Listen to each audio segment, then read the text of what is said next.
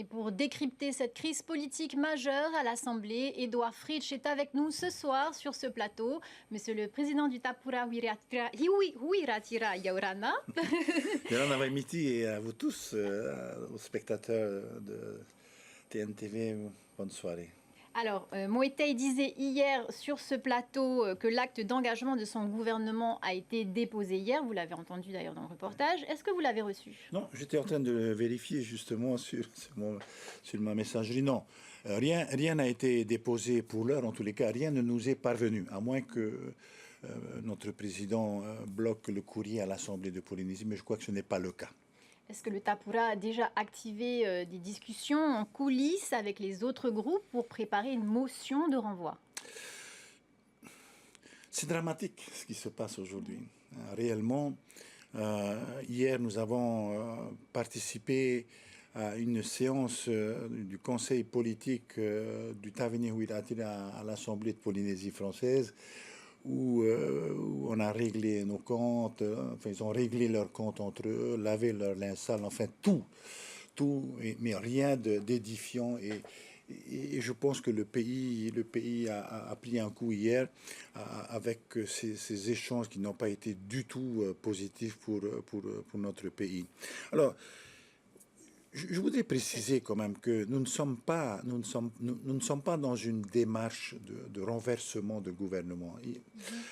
On ne court pas après le siège de M. Broderson, qu'il soit tranquillisé de ce côté, qu'il soit rassuré de ce côté. Nous ne voulons pas le renverser. Et il n'est pas question. Et là, entre autonomistes, nous sommes tous d'accord. Donc pas de motion de renvoi. Il n'y a pas de motion de renvoi, il n'y aura pas de motion de renversement. Ce qui est certain aujourd'hui, et c'est à lui de réfléchir à l'avenir de son pays et à l'avenir de son gouvernement, c'est qu'il n'y a plus de majorité. Et s'il n'y a plus de majorité aujourd'hui, c'est grâce à lui-même, et qu'il s'en veuille à lui-même, qu'il ne vienne pas transférer son problème à l'Assemblée de Polynésie française. C'est une crise interne politique au Taveuni Huiratira. Et je plains le président Oscar Temaru qui est manipulé. Effectivement, nous avons tous remarqué hier qu'il a voté pour le collectif numéro 2, alors que le Taveuni Huiratira s'était abstenu.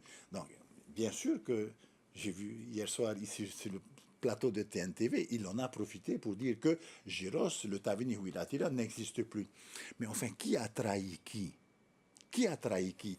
Qui est à l'origine de l'explosion de ce parti? Alors, la crise, elle est là. Elle est là. Et aujourd'hui, bon, nous n'avons pas reçu sa lettre, parce que je ne sais pas à qui il a adressé cette lettre, mais il n'est pas question pour nous de déposer la candidature d'un futur président ou d'envoyer une motion de renvoi. Qu'il se débrouille. Il a souhaité se mettre dans cette position aujourd'hui, qu'il se débrouille. Alors, quelle solution aujourd'hui? La solution, c'est lui qui doit. Nous avons, nous, proposé autre chose, et par la voix de Nui Hauloré, et c'est effectivement de mettre en œuvre la disposition suivante, le 147, l'article 147 du statut, qui effectivement demande au président de la Polynésie française de constater... 157, pardon, 157. De constater que le pays ne peut plus fonctionner, puisque les institutions ne peuvent plus fonctionner, n'ayant pas de majorité pour soutenir son gouvernement. Il est seul habilité aujourd'hui à demander au président de la République qui seul peut dissoudre l'Assemblée de Polynésie. La voix, elle est là. Et je crois qu'il faut renvoyer la parole à la population. Alors, Nicole Sancar propose une solution pour débloquer la situation, désigner un président de transition dont la seule et unique mission serait de demander la dissolution de l'Assemblée pour renvoyer tout le monde devant les électeurs. Est-ce que vous soutenez cette stratégie? Je ne sais pas, peut-être qu'on sera appelé à y venir dans les mois qui viennent.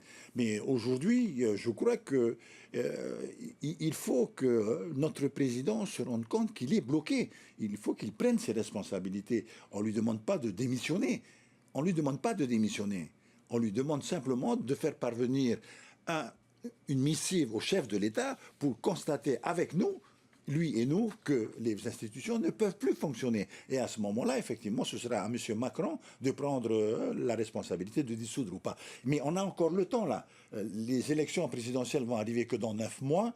Si les choses s'accélèrent, on peut repartir aux urnes dès le mois de décembre prochain.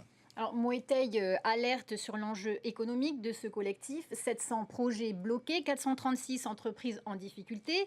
Vous disiez hier qu'il mentait, qu'il racontait des histoires.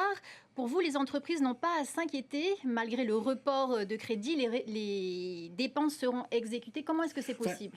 je sais qu'il y a des difficultés dans certaines entreprises qui nous ont contactés, effectivement. Il y a des entreprises à qui le pays doit plusieurs centaines de millions de francs.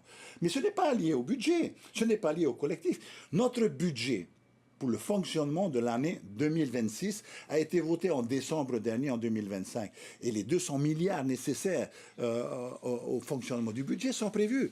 Il s'agit ici du problème de collectif, c'est-à-dire de report de crédit sur des opérations vieilles de l'année dernière et qui doivent, effectivement, qui ne sont pas terminées et qui sont importantes. Mais les opérations sont lancées, les financements sont en place. Théoriquement, vous ne pouvez pas lancer d'appel d'offres si vous n'avez pas mis en place les crédits. Donc, moi, je crois qu'il joue au Frankenstein. Il fait peur aux gens. Il fait peur. Je ne vois pas en quoi, s'il avait moins d'orgueil, il aurait présenté hier, il aurait pu présenter hier un collectif numéro 2, 3, les deux collectifs mis ensemble, où effectivement, il vient nous dire à l'Assemblée ce qu'il va faire des crédits disponibles de l'année passée, parce qu'il y a quand même une dizaine de milliards d'impôts neufs, enfin d'impôts nouveaux, d'argent nouveau qui rentre dans la caisse du pays. C'est ce que nous lui demandons. Expliquez-nous comment vous allez faire, Monsieur le Président. Comment vous allez faire pour réduire le coût de la vie? Parce que là, on peut, à mon avis, aujourd'hui, on peut enlever quelques pourcentages de TVA pour alléger les prix, parce qu'on n'arrête pas là. Et d'autre part, comment vous allez augmenter le pouvoir d'achat Enfin, toute la question, c'est celle qu'on s'est posée il y a 3 ans, et aujourd'hui, rien encore n'est fait. Et c'est la raison pour laquelle nous nous opposons. Il n'y a pas de... Nous ne courons pas après le pouvoir, il faut que ça soit clair.